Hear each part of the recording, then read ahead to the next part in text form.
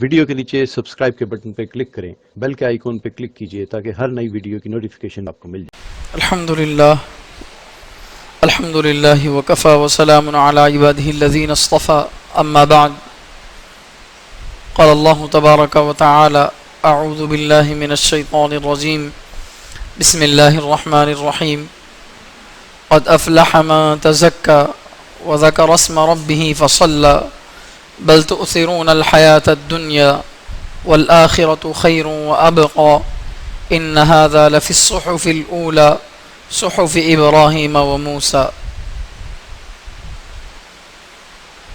صدق اللہ العظیم۔ وقال النبی صلی اللہ علیہ وسلم بعثت لأتمم مکارم الاخلاق، او کما قال علیہ الصلاۃ والسلام۔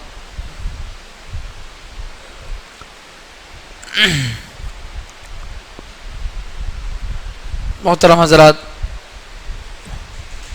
سب سے پہلے ہم سب کو اللہ کا شکر ادا کرنا چاہیے کہ اللہ تعالیٰ نے ہم سب کو مغرب کی نماز جماعت کے ساتھ مسجد میں ادا کرنے کی توفیق عطا فرمائی۔ یقیناً نماز پڑھنے کی توفیق مل جانا، اللہ کے گھر کو آ جانا اور وقت پر نماز ادا کرنا، یہ بہت ساری عبادتیں ہیں۔ اس وقت ہم جو نماز پڑھے ہیں وہ ایک عبادت نہیں ہے۔ نماز پڑھنا مستقل عبادت ہے، جماعت کے ساتھ پڑھنا ایک مستقل عبادت ہے، مسجد میں آ کر پڑھنا وہ بھی ایک مستقل عبادت ہے، وقت پر پڑھنا وہ الگ عبادت ہے۔ تو جماعت کے ساتھ مسجد میں نماز ادا کرنے سے کتنے فائدے ہم کو مل گئے ایک ساتھ، تو یہ اللہ تعالیٰ کا بہت بڑا شکر ہے۔ عبادت کرتے ہوئے جب بھی اللہ تعالیٰ کی طرف سے کسی عبادت کا موقع ملتا ہے، ہم قرآن کی تلاوت کرتے ہیں یا نماز پڑھتے ہیں، کوئی بھی دین کا کام اللہ ہم سے لیتے ہیں، تو اس وقت میں یہ جذبہ دل کے اندر ہونا چاہیے کہ یہ میری طرف سے نہیں ہے بلکہ اللہ کی توفیق سے ہے۔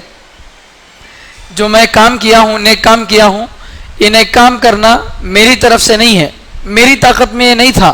لا حول ولا قوت الا باللہ، لا حول نیک کام کرنے کی طاقت، ولا قوت اور برے کاموں سے بچنے کی طاقت، الا باللہ صرف اللہ سے ملتی ہے۔ تو نیک کام کرنے کی طاقت بھی اللہ سے ملتی ہے، گناہوں سے بچنے کی طاقت بھی اللہ کی طرف سے ملتی ہے۔ تو اس لیے جب بھی ہم کو کوئی عبادت کا موقع ملے، نماز پڑھنے کا یا تھوڑی دیر اللہ کے ذکر کرنے کا، قرآن کی تلاوت کرنے کا، جو بھی موقع اللہ کی طرف سے ملے، تو اس موقع کو پہلی بات تو غنیمت سمجھنا چاہیے اور اس پر اللہ کا شکر ادا کرنا چاہیے۔ ہم سب الحمدللہ نماز پڑھ لیے تو ہم نے کوئی بڑا تیر نہیں مار لیا، یہ ہماری ذمہ داری تھی، پڑھنا ہی تھا، لیکن اللہ نے توفیق دی تو ہم نماز پڑھ سکے۔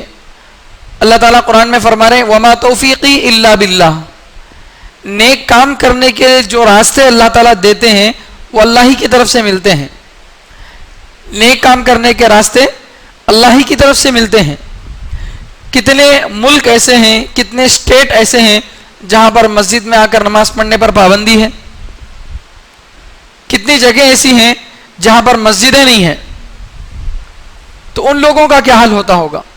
تو اللہ تعالیٰ نے ابھی بھی عافیت کے ساتھ ہم لوگوں کو جو ہے نماز جماعت کے ساتھ پڑھنے کی توفیق عطا فرمائی ہے۔ اللہ کا بہت بڑا کرم ہے، اس کو دل میں سمجھنا چاہیے، اس کا اللہ کا شکر جو سمجھتے ہوئے اللہ کا زبان سے شکر ادا کریں کہ اللہ تعالیٰ نے ایسے حالات میں بھی ہم کو اپنے گھر بلایا، یہ بہت بڑی نعمت ہے۔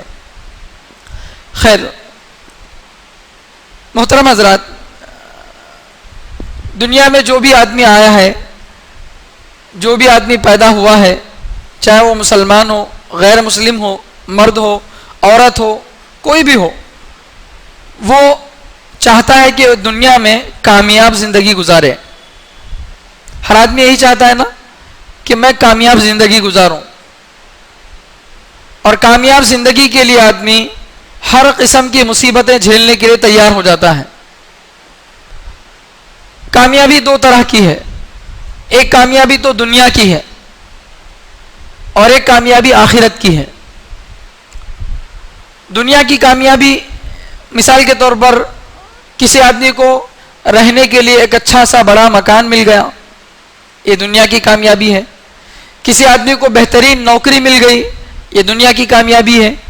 کسی آدمی کو بزنس میں بہت نفع مل گیا، دنیا کی کامیابی ہے. کسی آدمی کو اللہ تعالیٰ نے بہت سارا بینک بیلنس دیا ہے، یہ دنیا کی کامیابی ہے. اسی طرح بہت ساری کامیابیاں ہیں جو دنیا میں آدمی سوچتا ہے کہ اگر فلاں چیز مل جائے تو میں کامیاب ہو گیا، فلاں چیز مل جائے تو میں کامیاب ہو جاؤں گا، یہ آدمی سوچتا رہتا ہے. لیکن یہ کامیابی بھی ایک حد تک کامیابی ہے، لیکن یہ اصل کامیابی نہیں ہے. یہ اصل کامیابی نہیں ہے. یہ بھی کامیابی ہے لیکن یہی کامیابی نہیں ہے. میں یہ بات اس لیے بول رہا ہوں کیونکہ ہم اللہ کے نبی صلی اللہ علیہ وسلم کے بارے میں یا صحابہ کے بارے میں جب بھی کوئی واقعہ سنتے ہیں تو ہمارے ذہن میں یہ بات آتی ہے کہ اللہ کے نبی صلی اللہ علیہ وسلم بہت غریب تھے، صحابہ بہت غریب تھے، پھٹے پرانے کپڑے پہن کر کبھی کھائے کبھی نہیں کھائے، اس طرح سے زندگی گزار کے چلے گئے. ہم کو بھی اسی طرح سے زندگی گزارنا چاہیے، تبھی جا کر ہم سنت طریقے پر عمل کرنے والے بنیں گے. ایسا نہیں ہے، ایسا ضروری نہیں ہے. اسی لیے میں بول رہا ہوں کہ یہ بھی ایک کامیابی ہے. دنیا میں رہنے کے لیے کسی کو اچھا مکان مل گیا، بہت بڑی کامیابی ہے. اللہ کے نبی صلی اللہ علیہ وسلم نے وضو کرنے کے بعد جو دعا سکھائی ہے وہ دعا ہے اللہم اغفر لی ذنبی ووسع لی فی داری وبارک لی فی رزقی. اے اللہ میرے گناہوں کو معاف فرما اور میرے گھر کو کشادہ فرما، مجھے بڑا گھر دے اور میرے رزق میں برکت عطا فرما. تو ہر مرتبہ وضو کرنے کے بعد یہ دعا پڑھنا سنت ہے.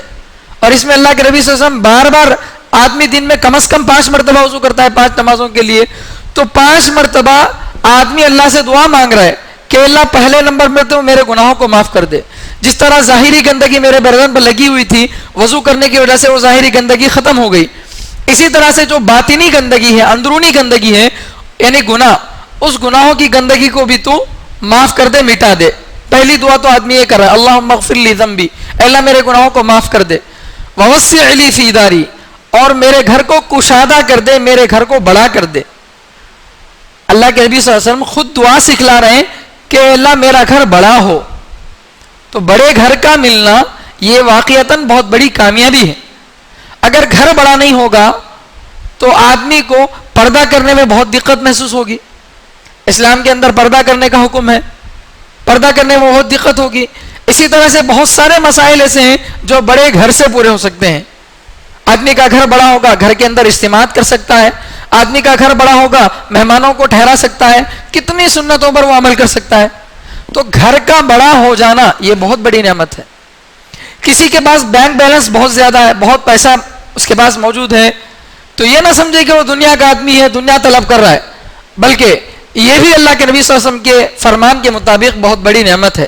حضرت سفیان ثوری رحمۃ اللہ علیہ کی حدیث مشکاہ شریف کے اندر موجود ہے، جس میں حضرت سفیان ثوری رحمۃ اللہ علیہ بہت بڑے تابعی ہیں. وہ فرماتے ہیں کہ لولا ھذا لتمنن بلا ھؤلاء، اگر مال کسی آدمی کے پاس موجود نہ ہو تو مالدار لوگ اس کو کرچیف بنا لیں گے.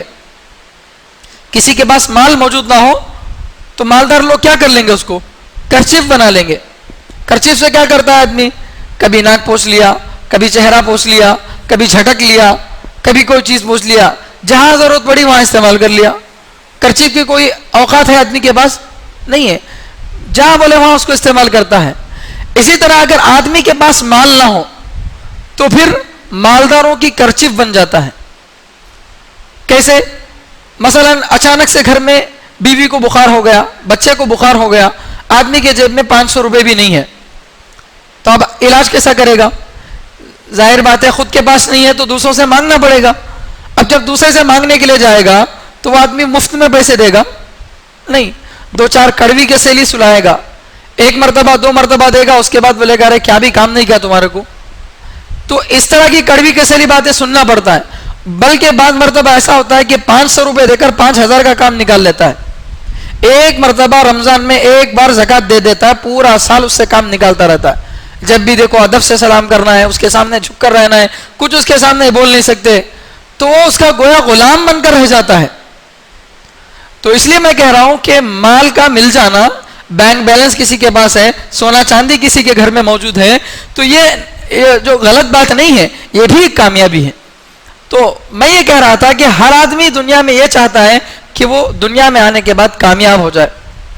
تو کامیابی دو طریقے سے ہے. ایک دنیا کی کامیابی ہے, جیسے کہ میں بھی بتایا ہوں, دنیا کی کامیابی کے مختلف طریقے سے, اچھی پڑھائی ہو گئی, اچھا مال مل گیا, اچھا گھر مل گیا, یہ سب جو ہے دنیا کی کامیابی ہے. لیکن یہ اصل کامیابی نہیں ہے. کیوں؟ اس لیے کہ یہ کامیابی اگر اصل کامیابی ہوتی تو اللہ تعالی غیر مسلم کو اس میں کا ایک حصہ بھی نہیں دیتے. غیر مسلم کو اس کامیابی کا ایک حصہ بھی نہیں دیتے. کیوں؟ اس لیے کہ وہ اللہ کو مانتا ہی نہیں ہے, اللہ کی نافرمانی کرتا ہے. اگر دنیا کی نعمتوں کا مل جانا اصل کامیابی ہوتا تو غیروں کو تو نعمتیں ملی ہوئی ہیں.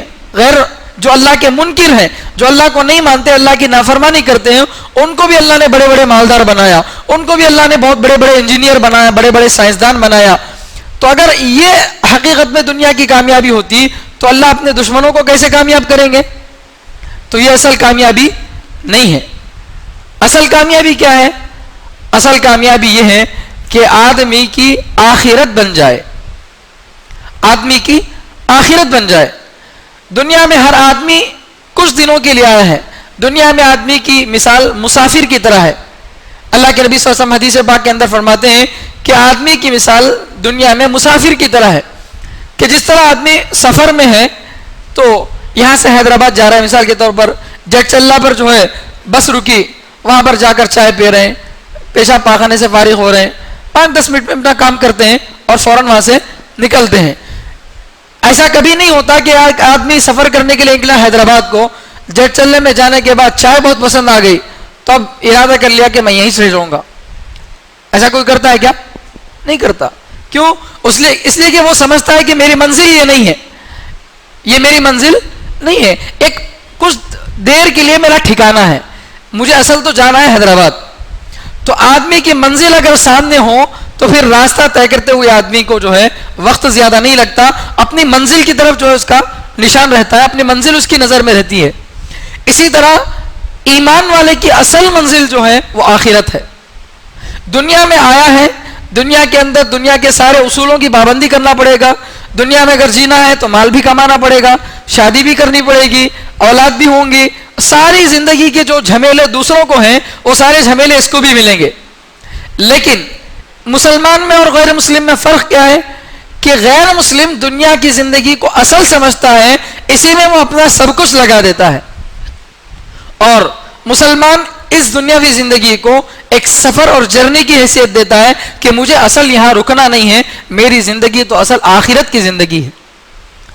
تو میرے بھائیوں, جب ہماری زندگی کا اصل مقصد اور ہماری زندگی کی اصل کامیابی آخرت والی زندگی ہے, تو پھر اس کے لیے تیاری کرنا, اس کے اعتبار سے اپنی زندگی کو گزارنا, یہ اصل جو ہے مقصد ہے. پوری دنیا کی زندگی گویا ایک امتحان ہے.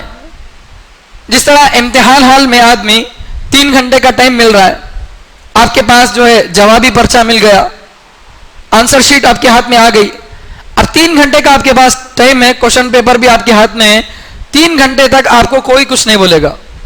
3 گھنٹے آپ کے ہیں, آپ اس میں کھل کر لکھو, جو لکھنا ہے لکھو, لیکن اس کا رزلٹ جب آئے گا تب پتہ چلے گا کہ یہ جو 3 گھنٹے ہیں صحیح گزرے ہیں یا غلط گزرے ہیں.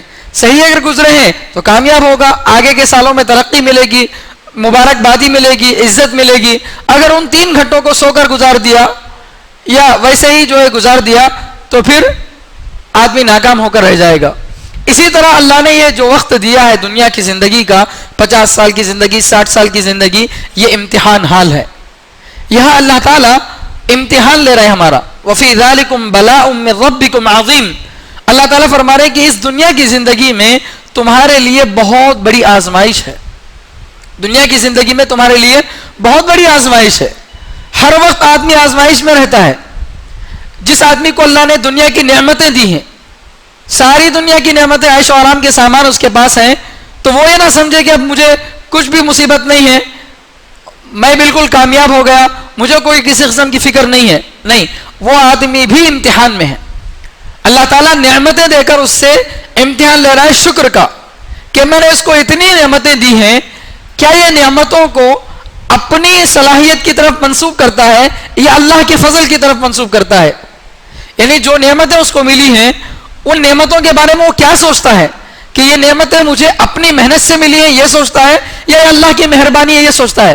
اگر وہ یہ سوچتا ہے کہ یہ ساری محنتیں، جو ڈگریاں مجھے ملی ہیں، یہ جو نوکری مجھے ملی ہے، جو گھر ملا ہے، یہ جو زندگی کے اندر عزت ملی ہے، یہ سب میری محنت کا نتیجہ ہے، اگر وہ ان سب کامیابیوں کو اپنی طرف منسوب کرتا ہے تو پھر وہ نقصان میں ہے۔ قارون کو اللہ تعالیٰ نے دنیا کا بہت بڑا مالدار بنایا تھا، اس کے بارے میں اللہ تعالیٰ فرما رہے وَإِنَّ مَفَاتِحَهُ لَتَنُوءُ بِالْعُصْبَةِ أُولِي الْقُوَّةِ وَإِنَّ مَفَاتِحَ كُنُوزِهِ لَتَنُوءُ بِالْعُصْبَةِ أُولِي الْقُوَّةِ کہ قارون کے خزانے کی جو کنجیاں ہیں، قارون کے خزانے کی جو کنجیاں ہیں وہ اتنی زیادہ تھیں کہ بڑی جماعت اس کو اٹھا نہیں سکتی تھی۔ خزانے نہیں، خزانے کی صرف کنجیاں اتنی زیادہ تھی کہ خزانے کی کنجیاں اٹھانے کے لیے بڑے بڑے پہلوانوں کی ضرورت پڑتی تھی، پھر بھی بڑے بڑے پہلوان خزانے کی کنجیاں نہیں اٹھا سکتے تھے۔ ہمارے پاس کیا خزانے ہیں؟ ہماری جتنی کنجیاں ہیں، جتنے خزانے، وہ ساری چابیاں ہمارے جیب میں آ جاتی، اس سے بڑھ کر ہے کیا؟ نہیں ہے۔ دکان کی چابی اتنی بڑی بنا لی ہے، گھر کی چابی بنا لی، الماری کی 4-5 چابیاں بنا لو، 10 چابیاں بنا لو، جیب میں آ جائیں گی، اس سے زیادہ کسی کے پاس چابیاں ہیں نہیں ہے۔ ہماری چابیاں ہماری جیب میں آ جاتی ہیں آسانی سے، لیکن اس کے پاس اتنی چابیاں تھیں خزانے کی کہ ان چابیوں کو اٹھانے کے لیے پہلوانوں کی ضرورت پڑتی تھی، پہلوانوں پر بھی بھاری پڑ جاتی تھی چابیاں۔ لیکن کیا ہوا؟ وہ اللہ تعالیٰ کی اتنی بڑی نعمت کو بجائے اللہ کی مہربانی کہنے کے یہ کہا کہ یہ میری صلاحیت کی وجہ سے، میرے ٹیلنٹ کی وجہ سے مجھے ملی ہیں، تو پھر اللہ تعالیٰ نے اس کو زمین میں دھسا کر رکھ دیا۔ تو یہ جو ہے دنیا کی جو زندگی کے اندر کامیابی ملتی ہے وہ اصل کامیابی نہیں ہے، یہ کامیابی تو اللہ اپنوں کو بھی دیتے ہیں، غیروں کو بھی دیتے ہیں۔ ہم اصل جو آئے ہیں دنیا کے اندر، یہ اللہ تعالیٰ نے ہم کو تیاری کرنے کے لیے دیا ہے، تیاری کا موقع دیا ہے۔ اللہ کے نبی صلی اللہ علیہ وسلم فرماتے ہیں الکیس من دان نفسہ وعمل لما بعد الموت والعاجز من اتبع نفسہ ہواها وتمنى علی اللہ الامانی، کہ عقل مند وہ آدمی ہے جو مرنے کے بعد کی زندگی کے لیے تیاری کرے۔ عقل مند آدمی وہ ہے جو مرنے کے بعد کی زندگی کے لیے تیاری کرے، اور بیوقوف آدمی وہ ہے جو تمنا کر کے بیٹھا، اپنے خواہشات کا غلام بن گیا۔ دل میں خواہش ہوئی، ایک گھر بنا لیا، اللہ کا بہت بڑا شکر تھا، اب تو کم از کم کچھ اللہ کی عبادت کی طرف توجہ کروں گا، نہیں، دوسرے کی حرص میں، تیسرے کی حرص میں، اس طرح دنیا کی حرص میں اتنا لگ گیا کہ دنیا کی محبت اس کے دل میں بیٹھ گئی۔ تو یہ جو ہے اپنے خواہشات کا غلام بن گیا، بیوقوف آدمی ہے وہ۔ اور اسی طرح سے جب آخرت کے بارے میں اس کے سامنے کوئی بات کرتے ہیں کہ بھئی ہمیشہ دنیا کمانے میں لگے ہو، اذان ہو رہی ہے مسجد کو آؤ، تو کیا کہتا ہے؟ اللہ بہت بڑا رحیم ہے، اللہ بہت بڑا رحیم ہے، اللہ معاف کرنے والا ہے۔ اللہ نے قرآن میں کتنی جگہ نہیں بولے میں معاف کرتا ہوں، میں معاف کرتا ہوں بول کے؟ کچھ بھی نہیں ہوتا، اللہ تعالیٰ معاف کر دیتے ہیں۔ کلمہ پڑھ لے تو اللہ تعالیٰ کبھی بھی معاف کر دیتے۔ ایسے دل میں خیالات پیدا ہوں گے کس کو؟ بیوقوف انسان کو۔ والعاجز من اتبع نفسہ ہواها، بیوقوف آدمی وہ ہے جو اپنے خواہشات کا غلام بن جائے، وتمنى علی اللہ، اور اللہ پر امید لگا کر بیٹھا ہے کہ اللہ معاف کرنے والے ہیں، اللہ یقیناً معاف کرنے والے ہیں، بہت بڑے معاف کرنے والے ہیں، اللہ سے بڑا معاف کرنے والا کوئی نہیں ہے، اس کے اندر کوئی انکار نہیں ہے، اس میں کوئی شک نہیں ہے۔ لیکن اللہ تعالیٰ جہاں معاف کرنے والے ہیں وہاں عذاب دینے والے بھی ہیں۔ اللہ تعالیٰ قرآن میں فرما رہے ہیں نبئ عبادی انی انا الغفور الرحیم، اے نبی آپ بندوں کو بتا دیجئے، میرے بندوں کو بتا دیجئے، انی انا الغفور الرحیم، کہ میں ہی ہوں معاف کرنے والا، میں ہی ہوں رحم کرنے والا۔ نبی علیہ السلام سے کہہ رہے ہیں کہ نبی آپ میرے بندوں کو بتا دو کہ میں ہی معاف کرنے والا ہوں، میں ہی رحم کرنے والا ہوں۔ لیکن اس کے ساتھ اللہ آگے فرما رہے وَأَنَّ عَذَابِي هُوَ الْعَذَابُ الْأَلِيمُ، اور یہ بھی بتا دیجئے کہ میرا عذاب بھی بڑا دردناک عذاب ہے، میرا عذاب بھی بڑا دردناک عذاب ہے۔ دردناک عذاب اس عذاب کو بولتے ہیں کہ عذاب کو بھی عذاب ہوگا، اتنا خطرناک عذاب کہ اس عذاب سے عذاب کو بھی تکلیف ہوگی۔ جس طرح سے آگ بہت زیادہ جب جلتی ہے تو آگ کا ایک حصہ دوسرے حصے کو کھا لیتا ہے، اسی طرح ایسا خطرناک اللہ تعالیٰ عذاب دینے والے ہیں کہ خود عذاب کو بھی تکلیف ہوگی۔ تو اللہ تعالیٰ جہاں قرآن میں رحم کا ذکر کرے ہیں وہاں اپنے غصے کا بھی ذکر کرے ہیں. ایک جگہ اللہ فرما رہے لئن شکرتم لازیدنکم، اگر تم میرا شکر ادا کرو گے تو میں تم کو بہت زیادہ دوں گا. ولئن کفرتم، اور اگر ناشکری کرو گے ان عذابی لشدید، پھر میرا عذاب بھی بڑا سخت ہے. تو میرے بھائیوں، بے وقوف آدمی وہ ہے جو دنیا کے اندر اتنا گھس گیا دنیا کے اندر اپنی ہر خواہش کو پوری کرنے کے لیے لگا ہے، ہر خواہش کو پوری کرنے کے لیے لگا ہے، جبکہ اس کی خواہشیں اتنی زیادہ دور کی ہوتی ہیں، اس کی موت بہت پہلے لکھی ہوتی ہے. آدمی 100 سال کی تیاری کر رہا ہے اور پتہ نہیں اس کا کفن بازار میں آ چکا ہے، کفن بازار میں آ گیا ہے لیکن وہ تیاری کر رہا ہے 100 برس کی. تو یہ ہے، اسی لیے اللہ کے نبی صلی اللہ علیہ وسلم نے فرمایا کہ جو دنیا کا ہو کر رہ جاتا ہے، دنیا میں اپنے آپ کو اس طرح سے قید کر لیتا ہے کہ وہ اب اللہ کی طرف اس کی طرف توجہ جاتی ہی نہیں ہے، تو ایسا آدمی بے وقوف ہے. ہاں، اگر کوئی آدمی ایسا ہے جو بہت کما رہا ہے الحمدللہ، لیکن جب اللہ کا حکم اس کی طرف متوجہ ہوتا ہے، مؤذن اذان دیتا ہے حی علی الصلاح، کامیابی کی طرف آ جاؤ، تو جس حال میں ہے اس حال میں وہ اپنے کاموں کو چھوڑ کر کہتا ہے کہ یہ اصل کامیابی نہیں ہے. مؤذن مسجد میں بلا رہا ہے کہ نماز ہے، کامیابی کی طرف آ جاؤ، کامیابی کی طرف آ جاؤ، مؤذن چیخ چیخ کر کہتا ہے، تو وہ آدمی دنیا کو کماتے ہوئے جب مؤذن کی آواز آ جائے تو سب کاموں کو چھوڑ کر مسجد کو آ جائے، تو ایسا آدمی کماتا بھی ہے اور مسجد کو آ کر نماز پڑھنے کا ثواب حاصل کرتا ہے، اور مسجد سے جا کر پھر دوبارہ اپنی دکان میں بیٹھ رہا ہے، پھر 4 گھنٹے 5 گھنٹے کام کر رہا ہے، لیکن دل میں یہ نیت لے کر مسجد سے جا رہا ہے کہ جب دوبارہ اذان ہوگی پھر میں مسجد کو آؤں گا. اس نیت سے اگر مسجد سے جا رہا ہے تو جتنی دیر دکان میں بیٹھ کر تجارت کر رہا ہے اتنی دیر وہ عبادت میں لگا ہوا ہے، اتنی دیر وہ عبادت میں لگا ہوا ہے. قیامت کے دن اللہ تعالیٰ کے عرش کے سائے کے نیچے 7 لوگ ایسے ہوں گے کہ اللہ تعالیٰ ان کو اپنے عرش کا سایہ نصیب عطا فرمائیں گے، جس دن قیامت میں کوئی سایہ نہیں ہوگا اللہ کے سایے کے علاوہ. اس میں ایک آدمی وہ بھی ہے کہ وہ نوجوان جس کا دل مسجد میں لگا ہو، لٹکا ہوا ہو. رجل معلق قلبہ معلق بالمساجد، ایک وہ آدمی جس کا دل مسجد میں لٹکا ہوا ہو. یہ اللہ کے نبی صلی اللہ علیہ وسلم نے فرمایا قیامت کے دن ایسی خطرناک گرمی، سورج ایک نیزے کے برابر ہوگا.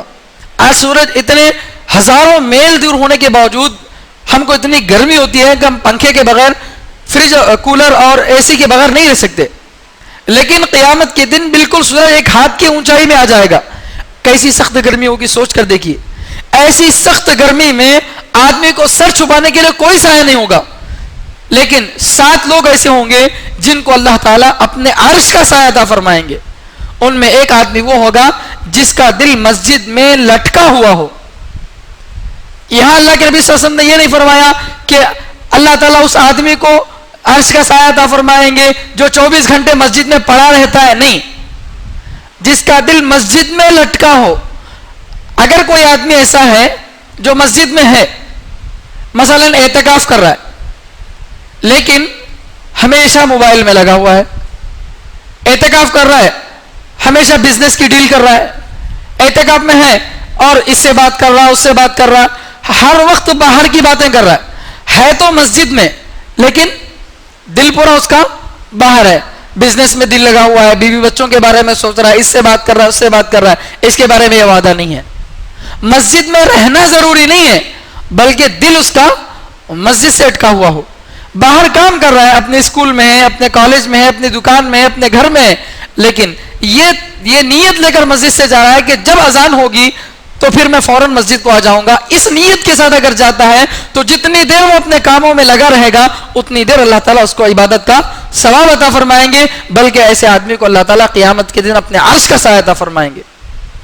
تو میرے بھائیوں، آخرت کی کامیابی کیا ہے؟ یہ اب سوال پیدا ہوتا ہے.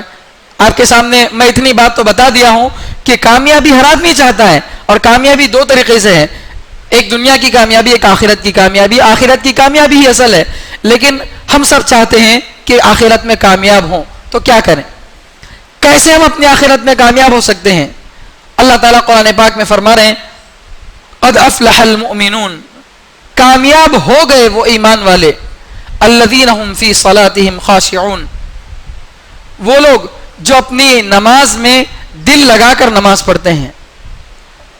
الذین هم فی صلاتہم خاشعون، جو نمازوں کو دل لگا کر پڑھتے ہیں. صرف نماز پڑھنے والے نہیں کہا اللہ تعالیٰ نے، بلکہ جو نمازوں میں دل لگاتے ہیں.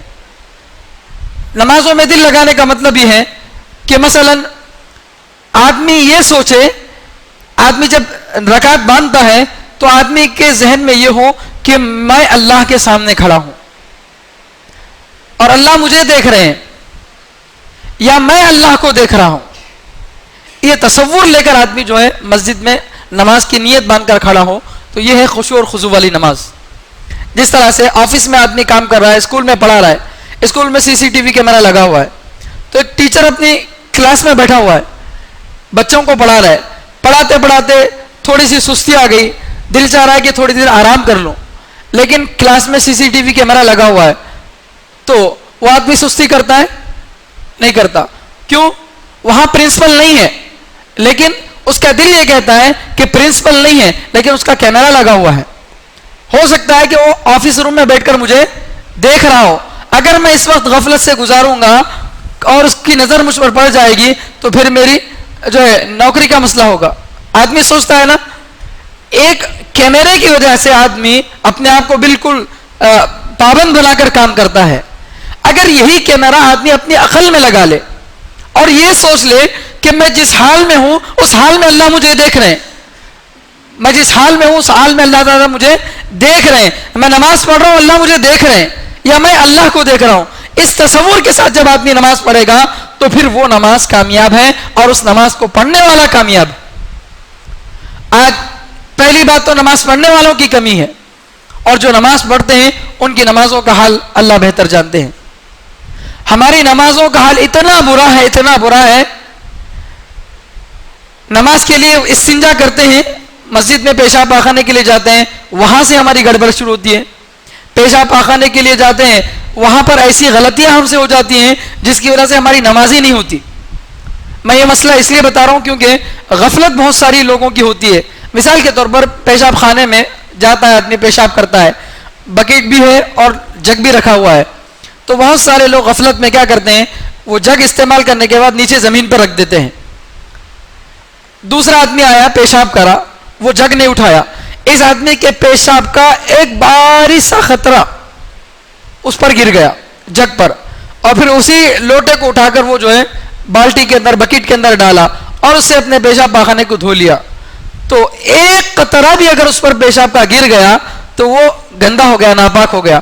اس ناپاک برتن کو اس بکیٹ میں ڈبو رہا ہے تو وہ پانی بھی پورا کیا ہو گیا، گندا ہو گیا. ناپاک پانی سے اگر کوئی پاکی حاصل کر رہا تو پاکی حاصل ہوگی؟ نہیں ہوگی. اسی طرح پیشاب پاخانے کو دھو لینے کے بعد بہت سارے لوگوں کی غفلت یہ ہوتی ہے کہ پیشاب سے فارغ ہو گئے، پاخانے سے فارغ ہو گئے کے بعد دھو لیے، دھونے کے بعد ویسے ہی اٹھ کر کھڑے ہو گئے، فوراً کھڑے ہو گئے. ابھی بدن پر جو پانی لگا ہوا تھا وہ پانی کو بدن سے جھٹکے نہیں، فوراً کھڑے ہو گئے تو آدمی کے کپڑے ناپاک ہو گئے اور پھر نماز پڑھ رہا ہے، نماز بھی نہیں ہوئی. کیونکہ نماز کے صحیح ہونے کے لیے کیا ضروری ہے؟ بدن کا بھی پاک ہونا ضروری ہے، کپڑوں کا بھی پاک ہونا ضروری ہے. تو یہ مسئلہ کتابوں میں ہے کہ آدمی پیشاب یا پاخانے سے فارغ ہونے کے بعد جب دھو لے پانی سے تو اپنے بدن کو جھٹکے اچھی طرح سے، اتنا زور دے اپنے بدن پر کہ جو پانی بدن پر لگا ہوا ہے وہ پانی بدن سے ٹپک کر گر جائے، یا اگر ہو سکے تو کوئی کپڑا لے کر اس سے اپنے بدن کو پوچھ لے، اپنے بدن پر لگا ہوا پانی ختم کر لے، پھر اس کے بعد اپنے کپڑے پہنے. اگر ویسے ہی کپڑے پہن لیا، بدن پر ناپاک پانی لگا ہوا تھا، کپڑے پہن لیا تو کپڑے ناپاک، نماز بھی نہیں ہوئی. اب چاہے کتنا بھی دل لگا کر نماز پڑھ لے، نماز ہی نہیں ہوئی اس کی. اسی طرح وضو کرنے کے بعد، وضو کرنے کے اندر کتنی غلطیاں ہوتی ہیں، نماز کے لیے کھڑا ہوتا ہے، نماز کے لیے کتنی غلطیاں ہوتی ہیں. تو ہماری نماز کا طریقہ ہی صحیح نہیں ہے، نماز کا طریقہ ہم جاننے کی کوشش بھی نہیں کرتے. تو میرے بھائیوں، سب سے پہلا کامیابی کا جو دار و مدار اللہ تعالیٰ نے بتایا، قد افلح المؤمنون الذین هم فی صلاتهم خاشعون، کہ کامیاب وہ آدمی ہیں، وہ ایمان والے کامیاب ہیں جو اپنی نماز کو دل لگا کر پڑھتے ہیں، ان کی نمازوں میں پورا خیال اللہ کی طرف ہوتا ہے. ہاں، کبھی کبھی ایسا ہو سکتا ہے کہ آدمی توجہ کر رہا ہے نماز کی طرف لیکن شیطان بھٹکا رہا ہے، یہ وہ وسوسے دل میں آ رہے ہیں، تو وسوسے آنے کی وجہ سے آدمی پریشان نہیں ہونا. वसवसे आने की वजह से आदमी परेशान नहीं होना कि भाई मैं पूरा दिल लगाने की कोशिश कर रहा हूं लेकिन मेरा दिल नहीं लग रहा, मेरी नमाज ही कबूल नहीं है, ऐसा नहीं। हमको अल्लाह के नबी सल्लल्लाहु अलैहि वसल्लम ने हुक्म दिया है कि नमाज में दिल लगाओ। और दिल लगाने का क्या तरीका है, किस तरीके से नमाज में दिल लगेगा, उसका तरीका अल्लाह के नबी सल्लल्लाहु अलैहि वसल्लम ने यह बताया कि जब नमाज पढ़ो तो पूरे सुकून के साथ नमाज पढ़ो। ऐसा नहीं कि आदमी रकात बांध लिया, इधर खुजा रहा है, उधर खुजा रहा है, कपड़े दुरुस्त कर रहा है, ये कर रहा है, वो कर रहा है, ऐसे काम आदमी ना करे, बल्कि पूरे सुकून के साथ जो है आदमी नमाज पढ़े। जब जाहिरी तौर पर बदन सुकून से होगा तो फिर इसका असर अंदर भी पड़ेगा, फिर दिल के अंदर भी सुकून आएगा। तो हम दिल को कंट्रोल में नहीं रख सकते तो कम से कम अपने बदन को तो कंट्रोल में रख सकते हैं। तो ये आदमी जो है खुशू वाली नमाज, पूरे सुकून वाली नमाज किसको कहते हैं कि आदमी पूरी सुन्नतों का ख्याल रखते हुए पूरे इत्मीनान के साथ रुकू भी करे, सजदा भी करे, क़िरात भी करे, सारे काम खुशू के साथ करे। ऐसी नमाज पढ़ने पर अल्लाह ताला कामयाबी का वादा कर रहे हैं। अगर मुर्गी के दो ठोंक की तरह आकर फटाफट दो सजदे कर लिए और उठकर चले गए तो इस नमाज पर अल्लाह का कोई वादा नहीं है। नमाज तो हो जाएगी लेकिन इस नमाज पर अल्लाह का कोई वादा नहीं है।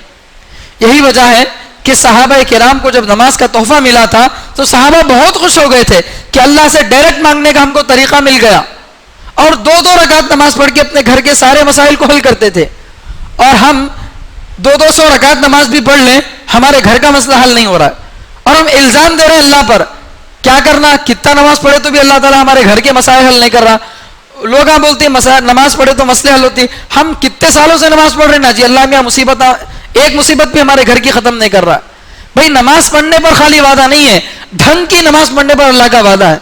अगर नमाज को ढंग की बनाएंगे फिर देखिए आंखों से अल्लाह ताला किस तरह से मदद उतारेंगे। तो ये है पहला तरीका। अल्लाह ताला ने फरमाया कि कामयाब वो लोग हैं जो नमाज को दिल लगाकर पढ़ते हैं। अल्लज़ीना हुम फी सलातिहिम खाशिऊन। दूसरा नंबर अल्लाह ने फरमाया वल्लज़ीना हुम अनिल लग़वी मुअरिज़ून। कामयाब अगर आदमी बनना चाहता है तो कौन कामयाब बनेगा, जो अल्लाह ताला फरमाने जो बेकार चीजों से अपने आप को बचा कर रखता हो, बेकार कामों से, बेकार बातों से अपने आप को बचा कर रखता हो, यानी वक्त की हिफाजत करता हो। ये चीज हमारे अंदर कितनी ज्यादा है, सोचकर देख लीजिए कि हम अपने औकात की कितनी हिफाजत कर रहे हैं। ये जो जिंदगी अल्लाह ताला ने हमको दी है इसका एक एक सेकंड अल्लाह ताला हमसे हिसाब लेंगे। क़यामत के दिन जो 5 सवाल अल्लाह ताला हमसे करेंगे उनमें सवाल यह भी होगा कि मैंने तुमको उम्र दी थी, जिंदगी दी थी, तुमने जिंदगी कहां खर्च की। 60 साल दिए थे, 70 साल दिए थे, 70 साल और 60 साल की जिंदगी कैसे गुजारे, एक एक सेकंड का हिसाब दो। अल्लाह ताला अपने सामने खड़े होकर पूछेंगे, हिसाब कैसे देंगे। अगर जिंदगी इबादत में नहीं गुजरेगी, अल्लाह के तरीकों पर नहीं गुजरेगी और गफलतों में गुजर जाएगी तो फिर आदमी कहां से जो है जवाब दे सकेगा अल्लाह ताला का। तो ये अल्लाह ताला फरमा रहे कि जो बेकार कामों से अपने आप को बचा कर रखते हैं, बेकार बातों से अपने आप को बचा कर रखते हैं, वो कामयाब है। यहां पर मोबाइल के अंदर आदमी लग रहा है, वो बेकार काम है, या इसकी बहस में उसकी बहस में कोई अपने मतलब का काम नहीं है, जहां वाले वहां टांग अड़ा है, ये भी बेकार काम है। ईमान वाले की शान ये नहीं है। ईमान वाला वो है जो काम से काम रखता है, बेकार चीजों में, इधर उधर की चीजों में अपने आप को नहीं रखता। मैं इंशाल्लाह अपनी बात को 5 मिनट में खत्म करता हूं। तो ये जो है कामयाबी का दूसरा नंबर अल्लाह ताला ने कामयाबी का बताया कि अगर कोई आदमी कामयाब होना चाहता है तो पहले तो नमाजों में अपना दिल लगाकर नमाज पढ़े, और दूसरे नंबर पर अपने औकात की हिफाजत करे, अपने वक्त की हिफाजत करे। वल्लज़ीना हुम अनिल लग़वी मुअरिज़ून वल्लज़ीना हुम लिज़्ज़काति फ़ाइलून। तीसरे नंबर पे अल्लाह ताला ने फरमाया कि कामयाब लोग वो हैं जो ज़कात अदा करने वाले हैं। अल्लाह ताला ने माल दिया है तो माल का ये अल्लाह ताला जो है चाहते तो पूरा माल हमसे वसूल कर सकते थे, दिया अल्लाह ताला ने। अगर अल्लाह ताला ये हुक्म देते कि माल का 10% देना है, 40,000 में से जो है 10,000 रुपए देना है, अगर अल्लाह ताला ये कहते तो पूरा 40,000 में से 4,000 अगर देना है, अगर ये अल्लाह ताला कहते तो ज़कात देना पड़ता।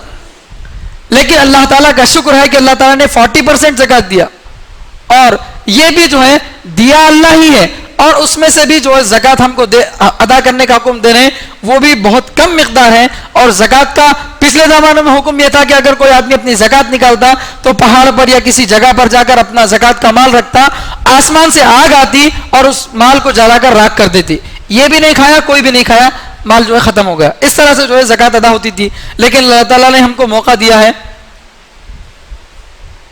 اللہ تعالیٰ نے ہم کو موقع دیا ہے کہ ہم اپنی زکوٰۃ ادا کر رہے ہیں, اور زکوٰۃ کا ہمارا پیسہ ایسا نہیں ہو رہا ہے کہ ہم جا کر کسی پہاڑ پر رکھ دیے, آسمان سے آ کر آگ کھا لی, ایسا نہیں, بلکہ اللہ تعالیٰ اس زکوٰۃ کے پیسے کے ذریعے سے ہم کو اپنے ہی بھائی کی مدد کرنے کا موقع دے رہا ہے. خود اپنے خاص بھائی کی اگر کوئی آدمی زکوٰۃ کے ذریعے سے مدد کرنا چاہتا ہے کر سکتا ہے, اپنے رشتہ داروں کی مدد کرنا چاہے مدد کر سکتا ہے. تو زکوٰۃ دینا یہ اللہ تعالیٰ جو ہے ایک ایسی عجیب نعمت اللہ تعالیٰ نے رکھی ہے, زکوٰۃ کی نعمت, کہ اس کا اگر صحیح معنی میں کسی کو احساس ہو جائے کہ زکوٰۃ کتنی بڑی نعمت ہے تو پھر آدمی اپنی حیثیت سے زیادہ زکوٰۃ نکالے گا. زکوٰۃ دینے کا سب سے بڑا فائدہ دنیا میں اللہ تعالیٰ یہ دیتے ہیں کہ آدمی کا مال بڑھ جاتا ہے, آدمی کا مال بڑھ جاتا ہے. اگر آپ اپنے مال کی صحیح زکوٰۃ نکالیں گے, ایک ایک روپے کا پیسہ حساب رکھ کر جو زکوٰۃ نکالیں گے, تو اللہ تعالیٰ آئندہ سال تمہاری زکوٰۃ کو اور بڑھا دیں گے. اس سال آپ کی زکوٰۃ 10,000 کی تھی, صحیح معنی میں پورے حساب لگا کر 10,000 روپے زکوٰۃ ادا کر دیے, تو آئندہ سال آپ کے مال میں اللہ تعالیٰ برکت دیں گے, جس کی وجہ سے آپ کی زکوٰۃ بھی بڑھ جائے گی. آئندہ سال آپ کی زکوٰۃ 11,000 ہو جائے گی, کیونکہ مال بھی بڑھ گیا. تو زکوٰۃ دینے کی وجہ سے اللہ تعالیٰ قرآن میں فرما رہے ہیں یمحق اللہ الربا ویربی الصدقات, سود کے مال کو اللہ برباد کرتے ہیں اور زکوٰۃ کے مال کو اللہ بڑھاتے ہیں. یہ اللہ کا وعدہ ہے. تو زکوٰۃ دینے کا دنیا کا ایک بہت بڑا فائدہ یہ ہے. دوسرا بڑا فائدہ یہ ہے کہ زکوٰۃ دینے کی وجہ سے آدمی کا مال محفوظ ہو جاتا ہے, آدمی کا مال چوری نہیں ہوتا, آدمی کے مال کو جو ہے غلط جگہوں پہ استعمال, آدمی کا مال غلط جگہوں پہ استعمال نہیں ہوتا, مال آدمی کا محفوظ ہو جاتا ہے. کتابوں میں ایک واقعہ لکھا ہے کہ ایک انگریز جو پڑھا لکھا تھا, قرآن کو پڑھتا تھا, قرآن کو پڑھتے پڑھتے جو ہے یہ بات بھی اس کے سامنے آئی کہ زکوٰۃ دینے کی وجہ سے اللہ تعالیٰ مال کی حفاظت کرتے ہیں. تو وہ انگریز غیر مسلم ہونے کے باوجود بھی اپنے مال کا برابر حساب لگا کر سال میں زکوٰۃ ادا کرتا تھا. انگریز تھا, لیکن اس کو یہ اللہ کے اس وعدے پر بھروسہ تھا کہ جو زکوٰۃ ادا کرے گا اس کے ایک ایک مال کی, ایک ایک روپے کی اللہ حفاظت کریں گے. تو اپنے مال کی زکوٰۃ ادا کرتا تھا. بالکل انگریزوں کے زمانے میں ایک مرتبہ ایسا ہوا کہ وہ فوجی تھا انگریز, فوجی خیموں کے اندر آگ لگ گئی, بہت بھیانک آگ لگ گئی. تو دوسرے خیمے, دوسرے ٹینٹ جل گئے. وہ ٹینٹ جلتے جلتے آگ جو ہے اس انگریز کے ٹینٹ تک بھی آگ پہنچ گئی. تو وہاں اس کا جو انگریز کا نوکر تھا وہ آدمی جو ہے بھاگ کر اس انگریز کے پاس گیا اور جا کر بولا کہ سرکار آپ کے ٹینٹ کو آگ لگ گئی, پورے ٹینٹوں کو آگ لگ گئی, آپ کا جتنا مال اس میں تھا سب کچھ جل کر راکھ ہو گیا ہوگا, کیونکہ آگ لگ گئی تھی, آگ لگی سو دیکھا تھا, لیکن مال جل گیا وہ نہیں دیکھا تھا. تو آ کر بولا کہ تمہارا پورا مال برباد ہو گیا, تمہارے گھر کو آگ لگ گئی. اتنی بری خبر جو ہے وہ آ کر سنا رہا ہے, لیکن وہ انگریز اپنے کام میں بالکل اطمینان کے ساتھ لگا ہوا ہے. وہ نوکر آ کر 1 سے 2 مرتبہ بولا, بعد میں چلا کر بول رہا, ارے سمجھ میں نہیں آ رہا تمہارے کو, تمہارے گھر کو آگ لگ گئی, سننے نہیں آ رہا تمہارے کو. تو انگریز بولا کیوں پریشان ہوتا ہے, میں مسلمانوں کے طریقے کے مطابق اپنے مال کی صحیح زکوٰۃ ادا کیا ہوں, اور اللہ کا وعدہ ہے کہ جو زکوٰۃ ادا کرتا ہے اس کے مال کی اللہ حفاظت کرتے ہیں. پھر جا کر دیکھا تو پورے ٹینٹ جلے ہوئے ہیں سوائے اس آدمی کے ٹینٹ کے, اس کا ایک ایک مال محفوظ ہے. جس وقت سیلاب آیا تھا 2009 کے اندر, کرنول کے اندر فلڈ آیا تھا, اس فلڈ کے اندر کئی لوگوں سے میں معلوم کیا کہ جو لوگ اپنے مال کی صحیح زکوٰۃ ادا کرے تھے ان لوگوں کا سونا چاندی پیسہ جو گھر میں رکھا ہوا تھا وہ گھر میں ہی کہیں نہ کہیں پھنسا ہوا تھا, اٹکا ہوا تھا, گھر کے باہر مال نہیں گیا تھا. اور جو بڑے بڑے مالدار تھے کبھی زکوٰۃ کا ان کے دل میں خیال نہیں آیا, رات میں مالدار تھے, پورا گھر خالی ہو گیا, صبح میں غریب بن گئے. ہوا نہیں ہوا اس طرح سے. تو یہ جو ہے زکوٰۃ دینے کا بہت بڑا فائدہ تو اللہ تعالیٰ دنیا میں دے رہے ہیں, آخرت میں بہت سارے فائدے ہیں, میں اس کی تفصیل میں نہیں جانا چاہتا. تو کامیاب آدمی کون ہے؟ پہلا نمبر جو نماز سکون کے ساتھ پڑھے, دوسرا نمبر جو بیکار باتوں سے اپنے آپ کو بچائے, تیسرا نمبر جو زکوٰۃ ادا کرے. زکات کا ایک دوسرا معنی ہے صفائی کرنا. تو اس آیت کا ایک دوسرا مطلب یہ بھی ہو سکتا ہے کہ کامیاب آدمی وہ ہے جو اپنے دل کی صفائی کرے, جو اپنے دل کی صفائی کرے. اللہ کے نبی صلی اللہ علیہ وسلم کی حدیث ہے, حضرت انس رضی اللہ تعالیٰ سے اللہ کے نبی صلی اللہ علیہ وسلم فرماتے ہیں کہ اے غلام, اے بچے, اب حضرت انس رضی اللہ تعالیٰ چھوٹے تھے تو اس لیے ان کو کہہ رہے ہیں کہ اے بچے, میں چاہتا ہوں کہ میں جب صبح کروں تو میرا دل ہر آدمی کے لیے میرا دل صاف ہو, کسی کی کوئی شکایت, کسی کی کوئی برائی میرے دل میں نہ ہو. یہ اللہ کے نبی صلی اللہ علیہ وسلم چاہتے تھے. تو اللہ کے نبی صلی اللہ علیہ وسلم ہمیشہ اس بات کی کوشش کرتے تھے کہ دل ہمیشہ صاف رہے. کوئی ہم کو تکلیف دیا, بڑا دل کر کے معاف کر دیں, کیونکہ ہم بھی غلطیاں کر رہے ہیں. ہم کو اگر اللہ تعالیٰ معاف نہیں کریں گے, پکڑ لیں گے, تو ہمارا کیا حال ہوگا؟ آدمی یہی سوچ کر کہ اللہ مجھے معاف کر دے, یہ سوچ کر اپنے دشمنوں کو معاف کر دے, تو پھر یہ اللہ تعالیٰ فرما رہے ہیں کہ یہ کامیاب آدمی ہے. ظاہر بات ہے یہ کام کرنا ہر ایک کے لیے آسان نہیں ہے, اسی لیے اللہ تعالیٰ نے فرمایا کہ کامیاب آدمی وہ ہے.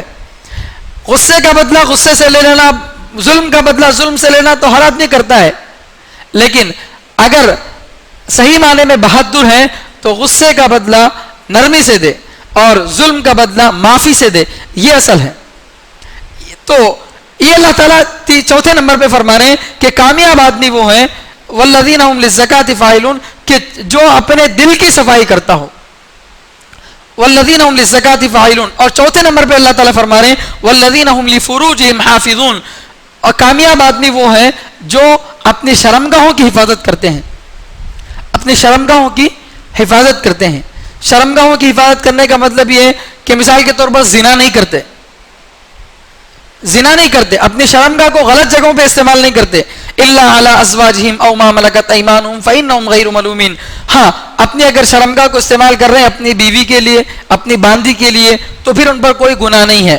لیکن اگر اپنی بیوی اور اپنی باندی کو چھوڑ کر کسی غیر عورت کے ساتھ اگر آدمی ملوث ہوتا ہے تو پھر ایسا آدمی کامیاب نہیں ہے.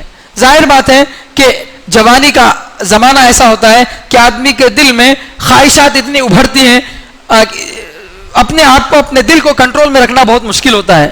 لیکن اس کے باوجود اللہ کا ڈر اگر دل میں رکھ کر آدمی اپنے آپ کو کنٹرول میں رکھے, اپنے شرمگاہ کی حفاظت کرے, تو اللہ تعالیٰ فرما رہے ہیں کہ وہ کامیاب ہے. یہاں ایک میں بات بتاتا ہوں, مولانا لکھا 8 بجے تک جو ہے اپنی بات پوری کریں انشاءاللہ, 8 بجے سے پہلے اپنی بات پوری کرتا ہوں. تو یہاں جو ہے ایک بات یہ بتانا ہے کہ زنا کا جب ہم لفظ سنتے ہیں تو ہمارے دل میں کیا آتا ہے کہ زنا بولے تو کسی غیر عورت کے ساتھ سو جانا, یہ زنا ہے, اسی کو ہم جو ہے زنا سمجھتے ہیں. حالانکہ اللہ کے نبی صلی اللہ علیہ وسلم نے فرمایا زنا کے بہت سارے طریقے ہیں. غلط آواز کو سننا یہ کانوں کا زنا ہے, غلط بات زبان سے بولنا منہ کا زنا ہے, غلط چیز کو آنکھ سے دیکھنا یہ آنکھوں کا زنا ہے, تو یہ بھی زنا ہے. تو آدمی ہر قسم کے زنا سے بچے تو آدمی کیا ہوگا؟ کامیاب ہوگا. تو کامیابی کا 5واں طریقہ, جو 5واں نمبر جو اللہ تعالیٰ نے بتایا کہ کامیاب آدمی وہ ہے جو اپنے شرمگاہوں کی حفاظت کرے. فمن ابتغى وراء ذلك فاولئك هم العادون والذين هم على صلاتهم يحافظون. اور آگے اللہ تعالیٰ فرما رہے ہیں کامیاب لوگ وہ ہیں جو نمازوں کی پابندی کرتے ہیں, جو نمازوں کی پابندی کرتے ہیں. سب سے پہلے اللہ تعالیٰ نے یہ بتایا تھا کہ جو نمازوں کو دل کے سکون کے ساتھ پڑھتے ہیں, سکون کے ساتھ جو نماز پڑھتے ہیں وہ کامیاب ہے. اب آگے اللہ تعالیٰ فرما رہے ہیں کہ کامیاب آدمی وہ ہیں جو پابندی کے ساتھ نماز پڑھے.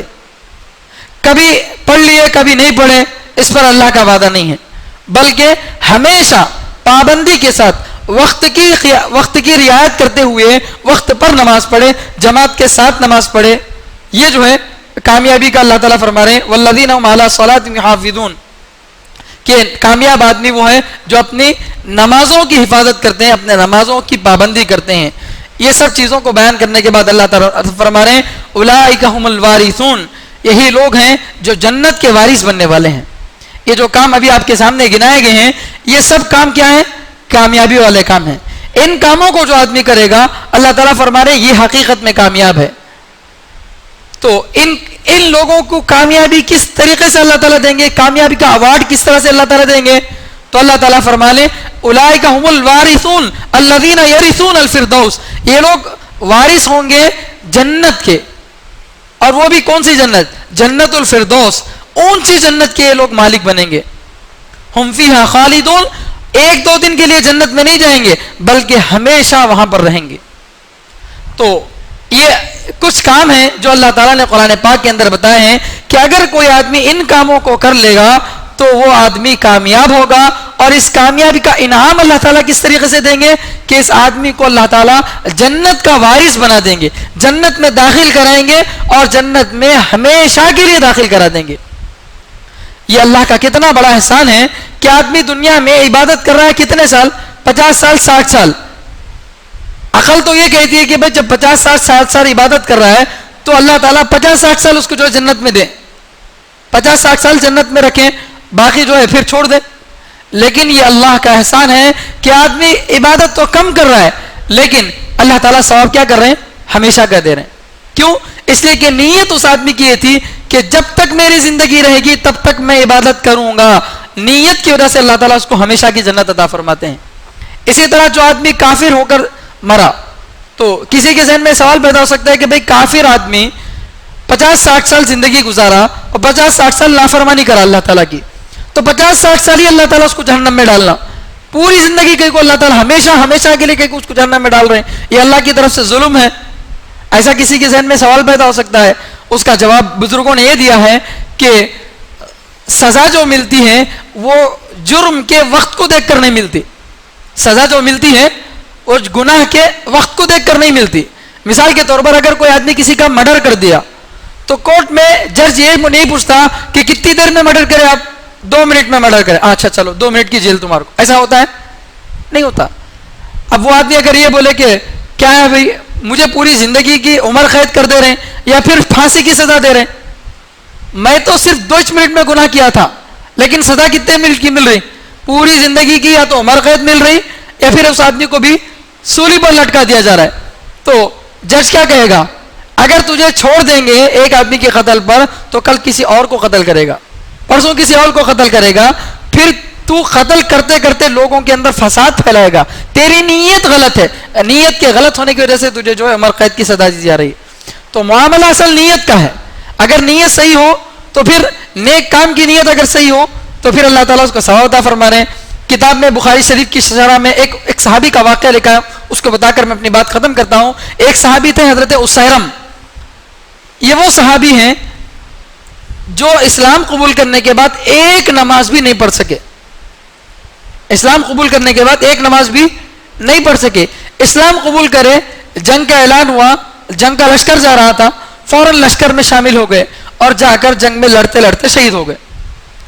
گویا فجر میں اسلام قبول کرے, ظہر کی نماز کا بھی وقت آیا نہیں, ان کا کیا ہو گیا, انتقال ہو گیا. ایک نماز بھی وہ نہیں پڑھ سکے. بتائیے وہ جنت میں جائیں گے نہیں جائیں گے؟ جائیں گے. حالانکہ ایک نماز بھی نہیں پڑھ سکے. کیوں؟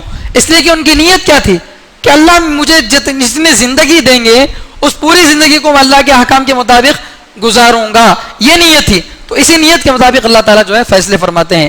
بہرحال بہت ساری باتیں آپ کے سامنے آئی ہیں. اللہ تعالیٰ ہم سب کو کئی سنی باتوں پر عمل کرنے کی توفیق عطا فرمائے. یہ جو باتیں آپ نے سنی ہیں یہ اگر اس پر عمل کریں گے تو انشاءاللہ اس سے ہماری جنت بن جائے گی, ہماری آخرت بن جائے گی. لیکن ہماری جو امت ہے, امت محمدیہ, اس امت کی خاص بات یہ ہے کہ ہماری امت جو ہے خود بھی نیک کام کرتی ہے, دوسروں کو بھی نیک کام کرنے کا حکم دیتی ہے. کنتم خیر امت اخرجت للناس تأمرون بالمعروف وتنہون عن المنکر وتؤمنون باللہ. خود اللہ پر ایمان رکھتے ہوئے دوسروں کو نیک کام کا حکم کرتے ہو اور دوسروں کو برے کاموں سے روکتے ہو. یہ جتنے کام آپ نے سنے ہیں, جتنی باتیں آپ نے سنی ہیں, ان سب کاموں کو کرنے سے اللہ جنت دیتے ہیں. یہ سب باتیں صحیح ہیں لیکن یہ سب ذمہ داری آدھی ہے. یہ ساری ذمہ داری آدھی ذمہ داری ہے. اگر آدمی نماز میں دل لگا کر نماز پڑھ رہا ہے, زکوٰۃ ادا کر رہا ہے, بیکار باتوں سے بچا رہ رہا ہے, سارے کام کر رہا ہے اور یہ سمجھ رہا ہے کہ ان کاموں کو کرنے سے مجھے جنت مل جائے گی, تو یہ آدمی دھوکے میں ہے. کیوں؟ اس لیے کہ خود صرف نیک کام کر لینا کافی نہیں ہے, دوسروں کو بھی نیک کام کرنے کی دعوت دینا ضروری ہے. اگر خود نیک کام کرے گا, دوسروں کو نیک کام کرنے کی دعوت نہیں دے گا تو اللہ پکڑیں گے. جنت میں نہیں جائے گا یہ نہیں بول رہا, لیکن اللہ ضرور پکڑیں گے. قرآن پاک کے 7ویں پارے میں ایک آیت ہے، یا ایھا آمنوا علیکم انفسکم لا یضرکم من ضل اذا اہتدیتم، اے ایمان والو تم اپنے آپ کو لازم پکڑو، تم اپنا دیکھو، اگر کوئی دوسرا گمراہ ہوتا ہے تو اس کی گمراہی سے تم کو کوئی نقصان نہیں پہنچتا. یہ آیت ہے 7ویں پارے میں. اس آیت کا ظاہری جو مطلب یہ سمجھ میں آتا ہے کہ آدمی اگر اپنا کام خود کر لے، اپنی نماز پڑھ لے رہا ہے، اپنا کام کر لے رہا ہے، اپنی عبادتیں کر لے رہا ہے تو کافی ہے. علیکم انفسکم، تم اپنا کام کرو. لا یضرکم من ضل اذا اہتدیتم، اگر کوئی دوسرا گمراہ ہوتا ہے تو اس کی گمراہی سے تم کو نقصان نہیں پہنچے گا. اذا اہتدیتم، جب تم ہدایت پر ہو، یعنی اگر تم ہدایت کے کام کر رہے ہو، دوسرا کوئی آدمی گمراہی کے کام کر رہا ہے تو اس کی گمراہی سے تم کو کوئی نقصان نہیں پہنچتا. یہ آیت ہے. اس آیت کا مطلب کچھ صحابہ نے یہ سمجھ لیا تھا کہ اپنا کام کر لیے تو کافی ہے، دوسرا کیا تو بھی ہو جان دے، ہمارے کو اس سے کوئی مطلب نہیں ہے. اور یہ سمجھتے ہوئے صحابہ کے اندر ایک دوسرے کو بھلائی کا حکم دینا اور برائی سے روکنا یہ مزاج تھوڑا کم ہو گیا. تو حضرت ابوبکر صدیق رضی اللہ تعالیٰ نے اس بات کو محسوس کر لیے. یہ روایت مشکات شریف کے اندر موجود ہے. حضرت ابوبکر صدیق رضی اللہ تعالیٰ نے یہ بات محسوس کر لی کہ صحابہ اس آیت کا غلط مطلب سمجھ رہے ہیں، اس لیے حضرت ابوبکر صدیق رضی اللہ تعالیٰ نے سمجھایا. اس کا خلاصہ یہ ہے کہ اللہ تعالیٰ فرما رہے ہیں کہ اگر تم ہدایت پر ہو، دوسرا اگر کوئی گمراہ ہوتا ہے تو اس کی گمراہی سے تم کو نقصان نہیں پہنچتا. اس کا مطلب یہ ہے کہ کامل ہدایت پر اگر آدمی ہے تو دوسروں کی گمراہی سے، دوسروں کے گناہ سے تم کو نقصان نہیں پہنچے گا. اور ہدایت کامل کب ہوگی؟ جب آدمی خود بھی عمل کرے، دوسروں کو بھی دعوت دے. آدمی خود بھی عمل کر رہا ہے، نماز فجر کی خود بھی آ رہا ہے، بیوی کو بھی گھر میں اٹھا رہا ہے، بچوں کو بھی اٹھا رہا ہے، اڑوس پڑوس والوں کو بھی اٹھا رہا ہے، پوری کوشش کر رہا ہے سب کو اٹھانے کی، آس پاس والوں کی جتنے ہو سکتا ہے سب کی کوشش کر رہا ہے. آواز لگا دیا، اٹھانے کی پوری کوشش کر دیا، اب وہ نماز کو نہیں اٹھ رہا ہے تو اب اس کی نماز نہ پڑھنے سے اس کو نقصان نہیں ہوگا. لیکن اگر ایک آدمی خود تو نمازی ہے، پوری عبادتیں کر رہا ہے، لیکن نماز کا وقت ہو رہا ہے، مسجد کو ہو رہا ہے، کبھی ایک دن بیوی کو نہیں اٹھایا، کبھی ایک دن بچے کو نہیں اٹھایا، اور یہ آدمی پوری توجہ کے ساتھ نماز پڑھ رہا ہے، پوری پابندی کے ساتھ نماز پڑھ رہا ہے، اور یہ سمجھ رہا کہ میں تو میری نماز پڑھ لے رہا ہوں، اللہ تعالیٰ مجھے جنت میں ڈال دیں گے، تو ایسا سوچنا غلط ہے. کیونکہ یہ سب کام کرنے کے باوجود آدمی کا آدھا کام ہوا. باقی آدھا کام کب ہوگا؟ جب یہ کام جو کر رہا ہے ان کاموں کی دوسروں کو بھی کیا کرے؟ دعوت دے.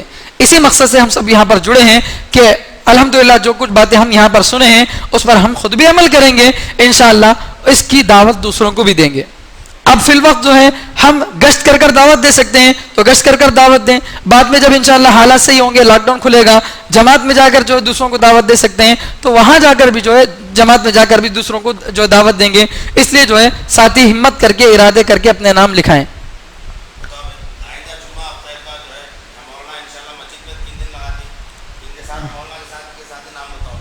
ماشاءاللہ بہت اچھا موقع ہے.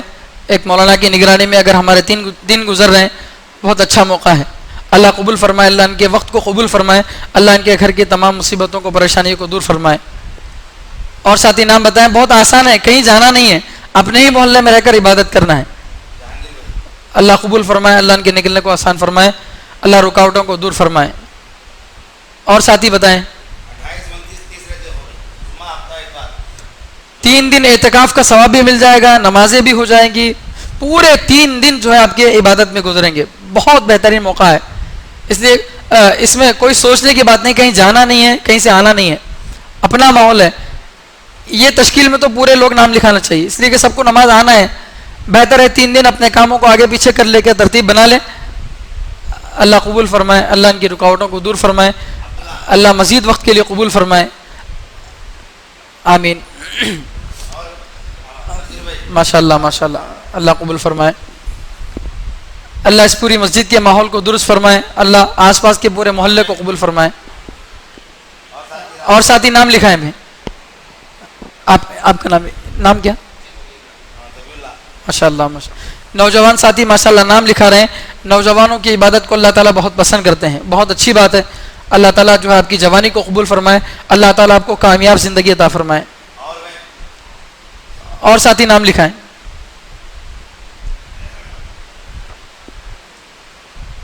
ابھی آپ سنے ہیں کامیاب آدمی وہ ہے جو اپنے وقت کو بیکار ہونے سے بچائے. بہت سارے لوگ کام کاج نہیں ہے، اسکول نہیں ہے، ملازمت نہیں ہے، گھروں کے پاس ویسے ہی ہیں، تو صحیح وقت کا استعمال ہو جائے گا اگر 3 دن لگا لیں گے تو بہت بڑی کامیابی ہے. ہو سکتا ہے اللہ تعالیٰ ہماری اس 3 دن کو ذریعہ بنا کر ہماری مغفرت کر دیں. ہمت کریں, ارادے کریں. اگر خود نہیں نکل سکتے, اپنے گھر سے کسی اور کا نام بتائیں, اپنے بھائی کا, اپنے بیٹے کا, کسی اور کا نام بتائیں. ایک ماحول قائم ہوگا انشاءاللہ 3 دن کا اعتکاف کی شکل میں جو ہے یہاں پر رہیں گے.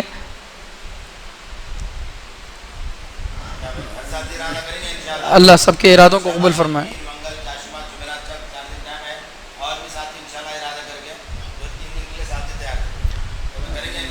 انشاءاللہ اللہ ہم سب کے جڑنے کو قبول فرمائے. اللہ ہم سب کے یہاں پر جمع ہونے کو قبول فرمائے. اللہ تعالیٰ ہم سب کی نسلوں کو ایمان کے لیے قبول فرمائے. اللہ تعالیٰ پوری دنیا کے اندر جہاں کہیں مسلمان پریشان ہیں سب کی پریشانیوں کو دور فرمائے. مختصر دعا کر لیں. الحمدللہ رب العالمین. اللہم صلی علی سیدنا شفیعنا حبیبنا وعلی آل سیدنا مولانا محمد مبارک وسلم. اللہم انت السلام و منک السلام تبارک ربنا وتعالیت یا ذا الجلال والاکرام. الہ العالمین, اے اللہ بڑے مہربان ہیں, اللہ بڑے کریم ہیں, اے اللہ بہت معاف کرنے والے ہیں, اللہ معافی کو پسند کرتے ہیں. میرے مولا ہم سب آپ کے اے اللہ عاجز بندے ہیں, اے اللہ کمزور بندے ہیں. اللہ آپ کے گھر میں جمع ہوئے ہیں, آپ کے نام کے لیے جمع ہوئے ہیں. اللہ ہم سب کے جمع ہونے کو قبول فرمائیے. اے اللہ ہم سب کو اے اللہ ہماری نسلوں کو اے اللہ دین کی محنت کے لیے قبول فرمائیے. اے اللہ پوری دنیا کے اندر اے اللہ دین کا بول بالا فرمائیے. اے اللہ پوری دنیا کے اندر ایمان کی ہواؤں کو پھیلنے کے لیے اے اللہ ذریعے کے طور پر ہم سب کو قبول فرمائیے. اے اللہ جہاں کہیں مسلمان پریشان ہیں سب کی پریشانی کو دور فرمائیے. اے اللہ خاص طور پر فلسطین کے اندر مسلمان پریشان ہیں, غزہ کے اندر اے اللہ مسلمان پریشان ہیں, اللہ وہاں کے مسلمانوں کے حالات کو درست فرمائیے. اے اللہ جہاں کہیں اللہ مسلمان بے روزگار ہیں اللہ سب کو حلال روزگار نصیب فرمائیے. اے اللہ جہاں کہیں مسلمان اے اللہ جس اعتبار سے بھی پریشان ہے اللہ سب کی پریشانی کو دور فرمائیے.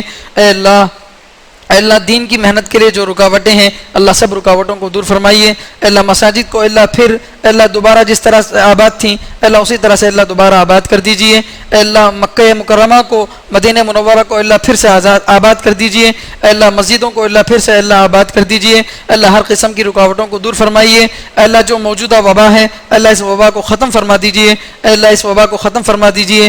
اے اللہ یقیناً اے اللہ ڈاکٹر اللہ پیسوں سے اللہ دوا دے سکتے ہیں, اللہ شفا نہیں دے سکتے. اللہ شفا آپ اپنے خزانے سے دیتے ہیں. اللہ اپنے فضل سے اپنے کرم سے جتنے لوگ اس بیماری میں مبتلا ہیں اللہ سب کو شفا کاملہ نصیب فرمائیے. اللہ سب کو شفا کاملہ نصیب فرمائیے. اللہ جو اب تک مبتلا نہیں ہوئے ہیں اللہ ان کی حفاظت فرمائیے. اللہ ان کے خاندانوں کی حفاظت فرمائیے. اللہ پوری امت مسلمہ کی حفاظت فرمائیے. اللہ ایک ایک انسان کی حفاظت فرمائیے. اللہ آئندہ آنے والی جو بھی مصیبتیں ہیں اللہ سب مصیبتوں سے اللہ ہماری حفاظت فرمائیے. جو مانگا ہے اس کو بھی عطا فرمائیے. نبی اکرم صلی اللہ علیہ وسلم نے خیر کی لین سے جو دعائیں مانگی ہیں اللہ ان سب میں ہمارا بھی حصہ نصیب فرمائیے. اللہ جن شرور و فتن سے نبی علیہ السلام نے پناہ مانگی ہو اللہ ان سب سے اللہ ہماری بھی حفاظت فرمائیے. صلی اللہ تعالی علی خیر خلقہ سیدنا محمد و آلہ و اصحابہ اجمعین برحمتک یا ارحم الراحمین والحمد للہ رب العالمین. سبحان اللہ و بحمدہ سبحانک اللہم و بحمدک ونشہد ان لا الہ الا انت